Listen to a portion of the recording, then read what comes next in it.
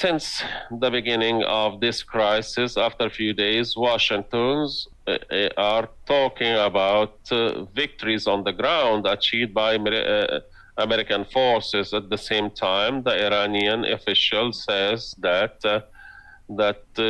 Project Freedom is a predicament for Washington. To what extent was Iran able to alter the objectives of of the Americans to a level of attrition, political attrition, war of attrition?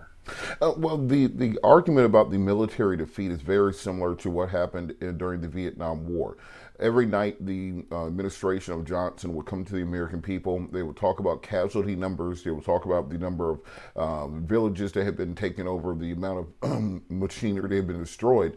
But ultimately, the U.S. was not able to achieve their political objectives and their economic objectives in Vietnam, and were forced to withdraw.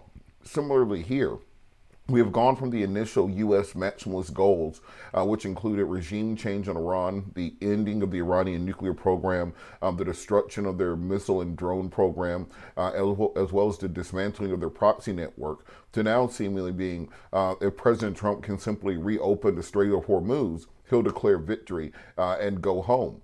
So when we're looking at whether or not the U.S. is actually achieving its goals, yes, militarily, there's no question that they have severely degraded the IRGC's ability to wage war. However, at this point in time, the control of the Strait of Hormuz is more significant and more important than even a nuclear weapon to the Iranian regime. And if we come out of this war with a situation where Iran maintains control of the straits, maintains their ballistic missile capabilities, maintains their proxy network, it can be seen as nothing other than a loss for the United States of America.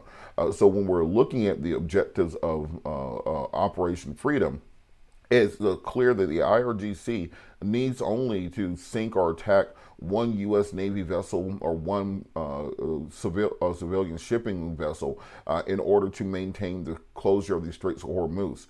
You need not militarily shut it. You simply need to make the danger of transit too great for insurers and for corporations to take those risks. So President Trump has a very difficult task ahead of him because if he uses the U.S. military, the Navy, to try to open the straits, he does risk potentially $1 billion destroyer being destroyed by a ballistic missile, which will cause a political crisis here at home.